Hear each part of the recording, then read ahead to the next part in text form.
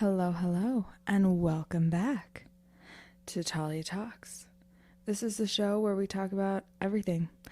My goal is to not leave anything unsaid, no matter how horrible or taboo or any of the things it is. So, here we are. I had one of the worst nights of sleep I think I've had in a long time. If anybody else had a really weird night of sleep last night, it's now January 28th. So last night was the night of the 27th. If anybody else listening had a weird night of sleep, let me know because I like to not feel alone when things like that happen. And so maybe there was just something in the air. It wasn't something weird going on with me, but it very might well be just something weird was going on with me. Anyways, this morning I am here with you and we are going to talk about decision making.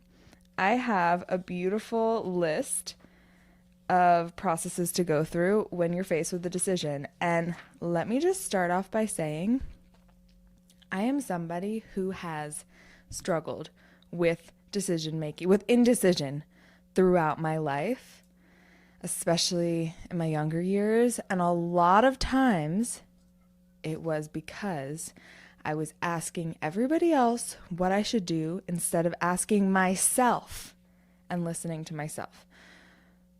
So that's a huge, huge first thing. Listening to yourself versus listening to other people. There's, of course, room to ask for advice and take in perspectives from other people. But just know that nobody gets to tell you what's best for you. And you always know. You always know. Okay? We're going to get into how you can get down to the bottom of the decision that you should make. Let's just get right into it. All right, my dear. The first thing I have comes from a conversation I was having the other day with my gorgeous and incredibly smart friend.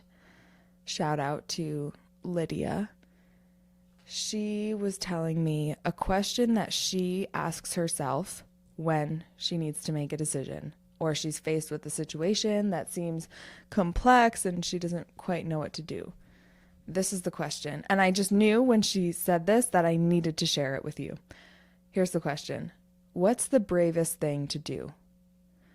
What's the brave thing for you to do in the situation? And oftentimes that's going to be the thing. Of course, when you're being brave, you're also scared. So it's going to be the thing that you're scared to do. Okay? So when you ask that question, it's about to get real. You're going to have to be really honest with yourself about what the brave thing to do is. And you can take your time with actually playing out that decision. But I want you to be honest with yourself about what the brave thing to do is. Because that's going to be the decision that is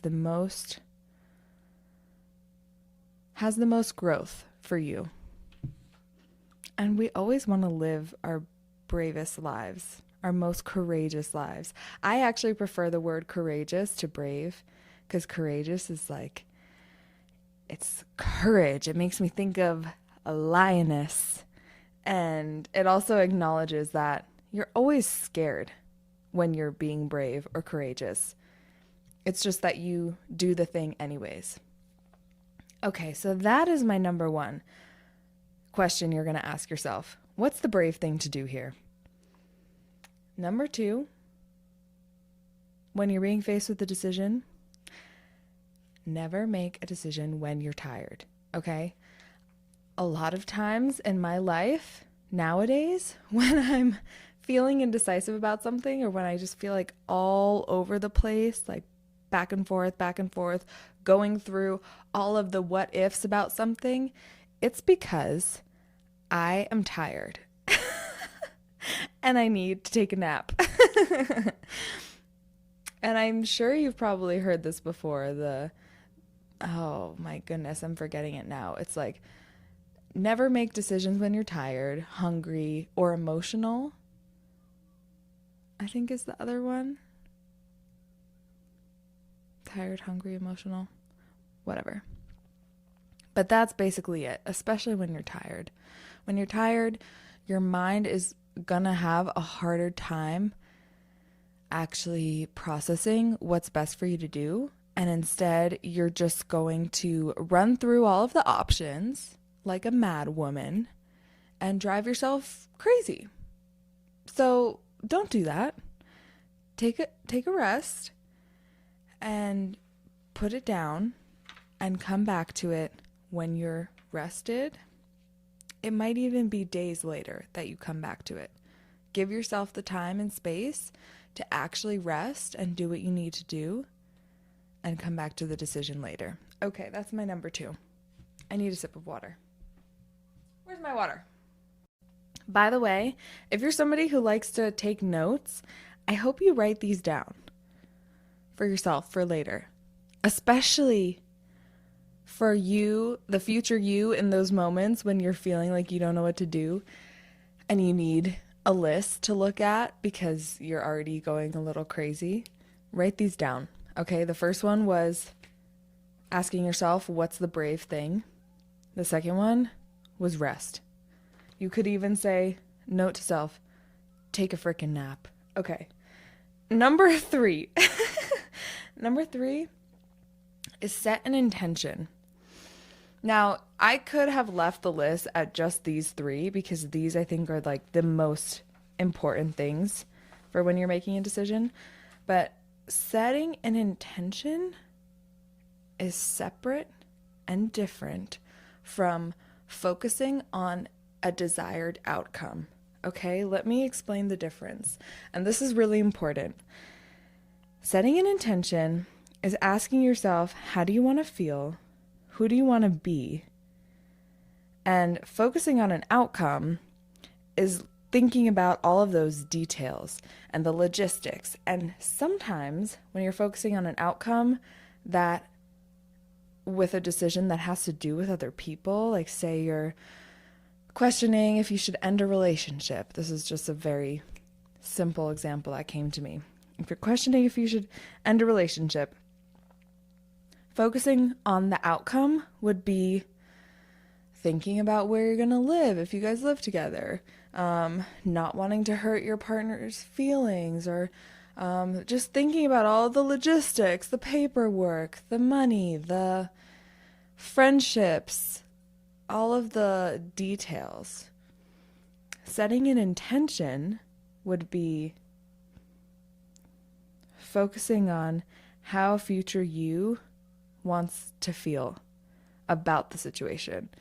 And you can involve other people in your intention.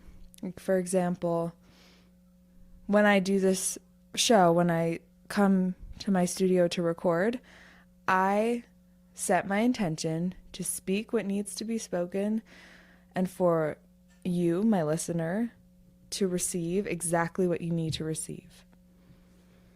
So I involve you in my intention, but I'm not trying to control how you feel or putting anything about you or anything about anyone above the intention. That was a little confusing. So anyways, if you need a very standard and simple and focused and workable intention, you can simply say and set the intention that my decision is for the good of all and harm to none, and so it is. When you say that, my next step is for the good of all. It's including yourself for your highest good and harm to none. And so I want you to remember that even if the decision you make impacts other people, makes them feel upset or uncomfortable, you are not responsible for other people's emotions. Write that one down. You are not, let's change it. I am not responsible for other people's emotions or reactions or life decisions, any of the above. When you are faced with a decision, it is so important that you come back to yourself. Center yourself. Not in a selfish way, but I just know that you are not selfish. Okay? Especially if you're concerned about other people's emotions and taking them into consideration when you are making your decision. I already know that you're not selfish. So you need to come back to you and what's best for you. And when you do that, absolutely set the intention that this is for the good of all. And then do the brave thing. Okay? I do have 2 more, but I just want to say, if you just get those 1, 2, 3 things, what's the brave thing? Rest and set the intention. Oh, actually, I have 3 more. Then you're good. But if you need some more, keep listening. Maybe you'll get something incredible. Okay. Number 4 was kind of included in number 3, but it's releasing the outcome. When you're making a decision, it's really important that you release the outcome. It's, again, back to the difference between setting an intention and focusing on the outcome. When you set an intention, you have something that can be your guiding force. Your intention you can come back to. You can keep living from your intention. If you're making a decision and focusing on the outcome, it's just that you can't control the outcome. You never know what's going to happen. You can have a hope and a desire, and that's going to be different than what might actually happen. And so having an intention that allows you to release your desired outcome, even if that is what ends up happening, having an intention that allows you to release your desired outcome is going to help you when you're in that monkey mind of trying to control everything because you really don't want to. You want to cause the least amount of harm, but you want to do the thing that you really need to do, okay? It's kind of like Mel Robbins' theory of just let them. Like, it's okay if you upset people. It's okay. Your life is for you. I'm just going to keep saying that every episode. Your life is for you. And your goal here is not to not upset people. Sometimes you need to do things that are going to make other people uncomfortable so that you can be more free and be more you.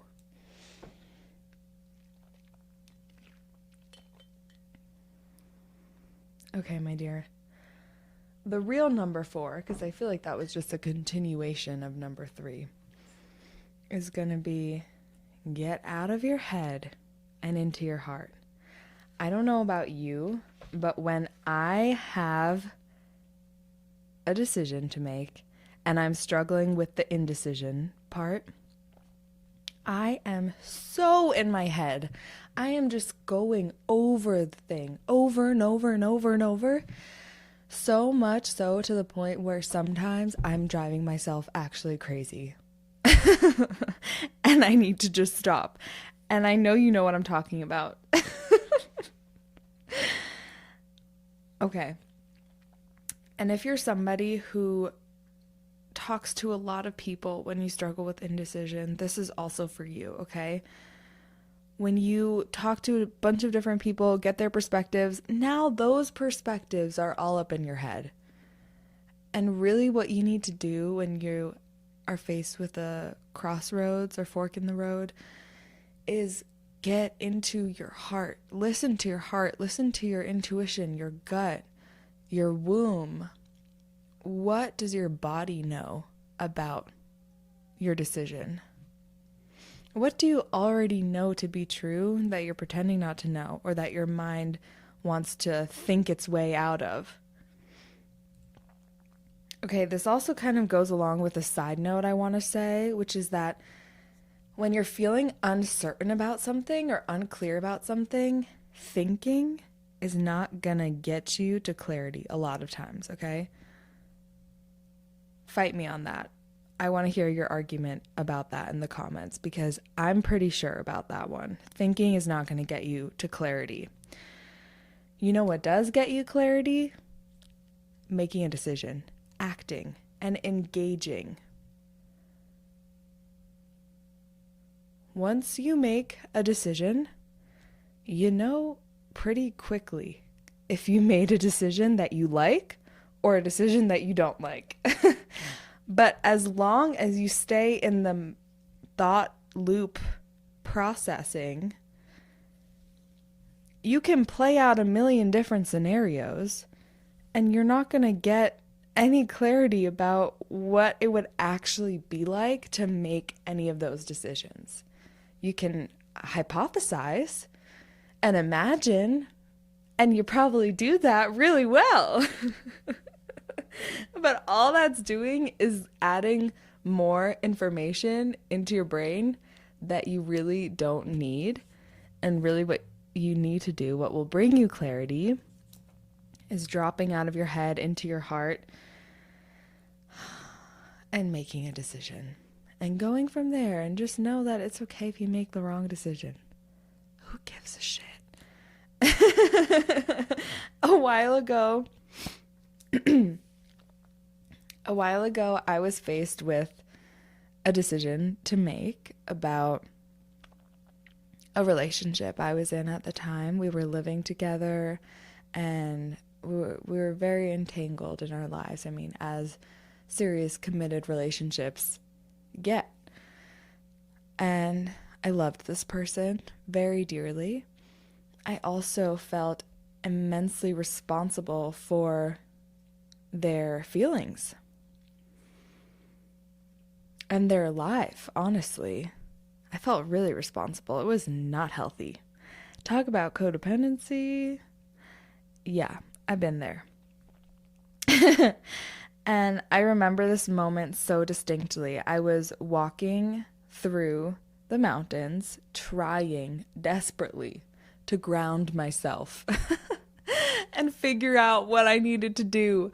But my mind was going bananas. Bananas. I was thinking about all of the different scenarios. I had asked so many people advice, and I had just been talking about this decision a lot and not doing anything about it. And I realized on my hike, well, there were a bunch of different paths on my hike. And I had this realization as I was there that any of the paths that I'm walking are the right path for me because it's the one that I'm on. There's a million different paths that I could take right now, but the one that I'm on is my path. And it just became very clear to me that there's no wrong decision. There's no right path for me. There's just the path that I'm on.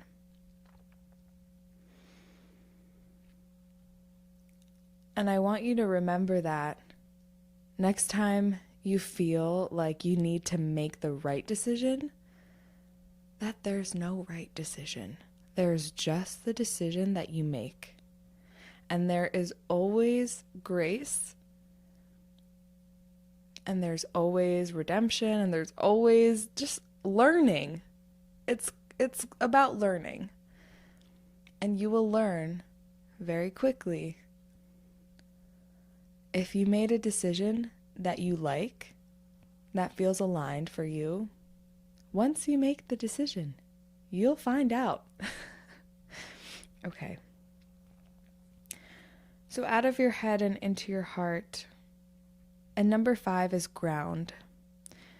And I touched on this a little bit just now with walking in the mountains, and it kind of worked for me. I will say I did not feel very grounded because I was still thinking a lot. But I was able to get this different perspective, this new understanding that, okay, actually there is no right decision for me here. I can just make my decision and let that be that. So if you're somebody who lives in an urban environment, even just going to the park or standing next to a street tree, just do it. Be the weirdo on the street that stands next to a tree and puts your hand on it. I dare you.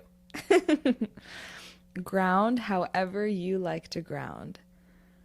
But a lot of times it looks like getting quiet. Oh, and I have a great meditation for getting out of your head and into your heart that will connect you to what your heart really wants, what your desire really is about any situation. So you can listen to that. It's on one of the episodes. It's a bonus episode. You'll also get the PDF version of it if you sign up for my newsletter, which is so fun. You'll love it there. I would love to have you on my newsletter list. So sign up for that. The link is going to be in the description. Okay, but that's a side note. Grounding. Even just taking 3 minutes to feel your feet on the floor, to sit somewhere quiet with just yourself, to call your energy back to you out of all the entangledness of whatever situation you're in that's a little messy that you need to decide something about. Call your energy back to you. And from that place, find some ground inside of you. I'll say I'm somebody who is very kinesthetic and visual. I'm auditory. We all have all three, okay? Visual, kinesthetic, and auditory processing. But I'm somebody who, obviously, I've done extensive somatic training in my master's program, and even before that in undergrad, and little programs here and there, but I have pretty strong interoception, which is the ability to feel inwards, like feel inside of your body sensations. It's kind of like turning an eye into yourself, okay? I don't know if that is even helpful. But that's kind of what it's like. It's like when you feel internal sensations, like you can feel your stomach gurgling. That's your interoceptive ability, okay? So using your interoception to find somewhere inside of yourself that feels grounding, that feels good, like a landing place. For me, that's at the very base of my spine and my pelvic floor. It sounds weird if you're not somebody who does this. But if you do, you're like, oh yeah, that's where your root is. That's why you feel grounded there, okay? In your pelvic floor, that's where I feel connected to my root. So when I feel kind of like I'm flying off the handle, or I'm really in my head, if I go inwards and connect into that place in my body, I'll find some calming, some grounding, some relaxing. And that's just an example. If you're interested in walking through the process of finding that unique place for you where you feel connected to yourself, connected to groundedness. A somatic therapist is a great place to connect to that. You can also reach out to me. I'm going to be doing a really, really sweet... Okay, I'm talking about this a little bit too early. So let me not.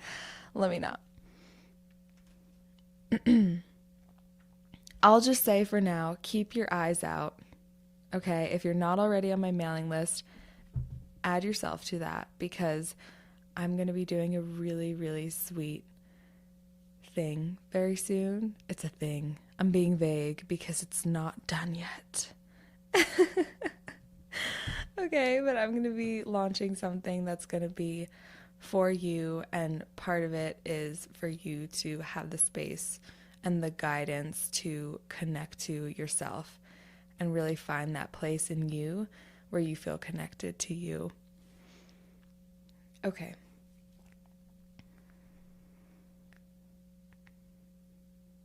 We made it to the end of my list, and we did a lot of riffing.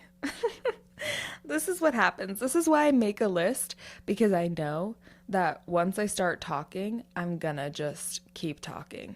And I need a list to keep me grounded, and so I don't just yap at you for half an hour and you're like, what did she even say? Maybe you're already feeling like that, but I hope not, because I did make my list and refer to it.